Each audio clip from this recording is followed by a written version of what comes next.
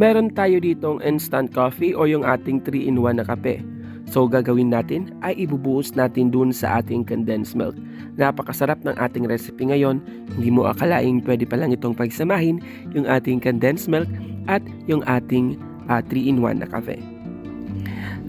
Patok na patok po ito na pang negosyo yung ating recipe na gagawin ngayon. Kaya tapusin mo itong video hanggang sa huli para malaman mo kung paano natin gagawin ang ating kakaibang recipe. Kaya tara na at magsimula na tayo.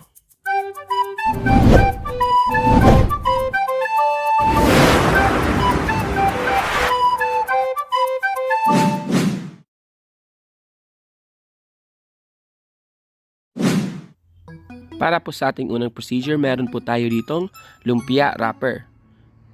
So hiwa-hiwalayin lang natin yung ating lumpia wrapper and then gupitin lang natin ito into halves.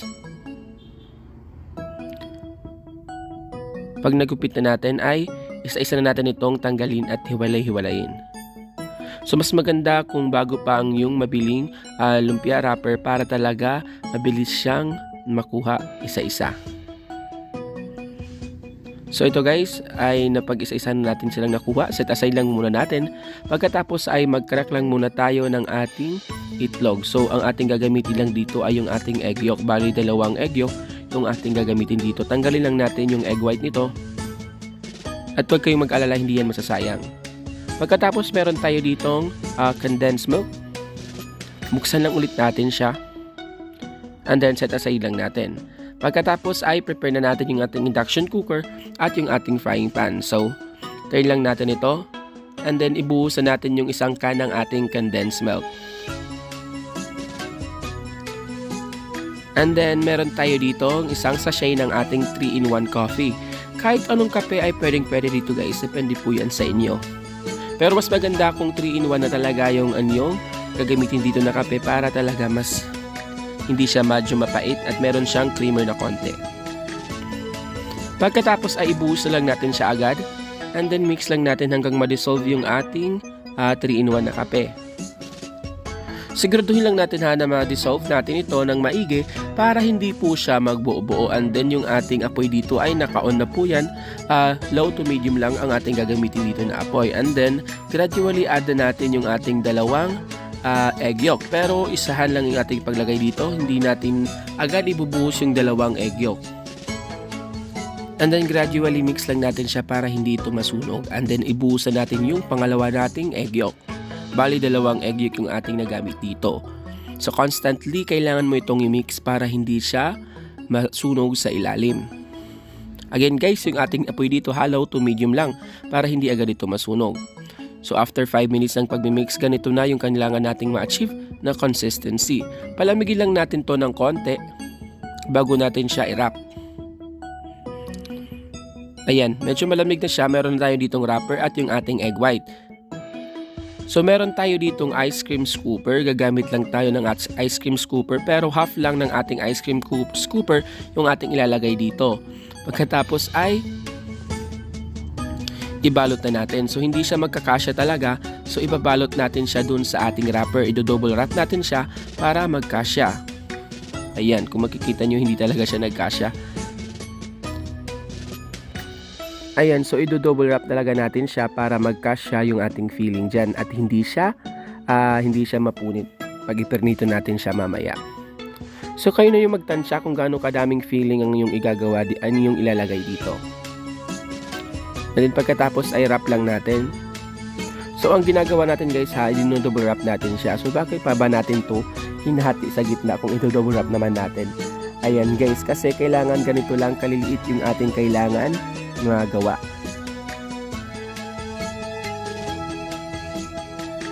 Ayan, so nakadepende sa'yo guys kung gaano karaming filling ang iyong ilalagay dito. Kung magne-negosyo ka ay pwede mo itong liitan. Pero dahil pangkain lang naman natin at pangmerienda lang natin ito, medyo damihan natin, huwag tayong magtipid.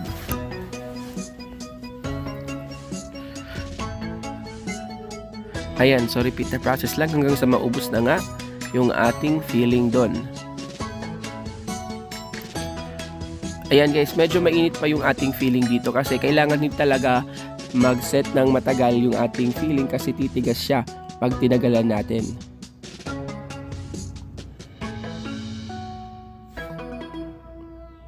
Ayan, kung hindi ka pa nga nakasubscribe sa ating YouTube channel ay mag-subscribe ka na at hit the notification bell para tailid ka sa ating mga daily uploads. At mag-follow din kayo sa ating Facebook page.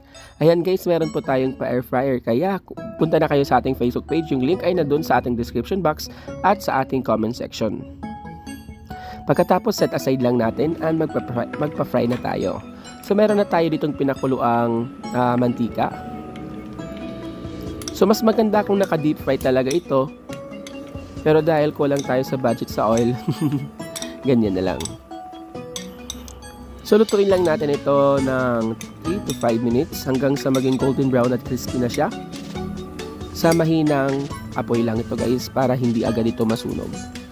So ang kailangan lang naman natin ito lutuin ay yung ating wrapper kasi luto na yung ating filling dito. Kailangan natin ma-achieve yung kanyang crispiness at yung kanyang golden brown na color. So constantly flip lang natin ito para hindi agad masunog yung other side nito.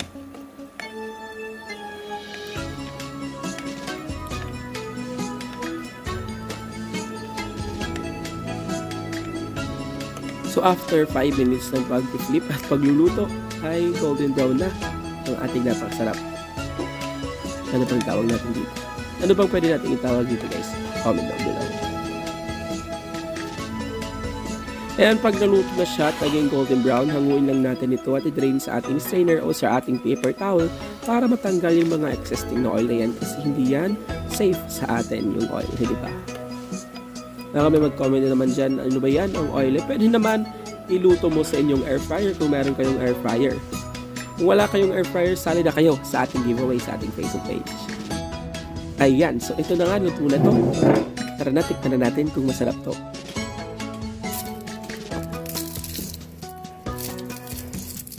Yan o, naririnig nyo pa yung kanyang pagka-crispy.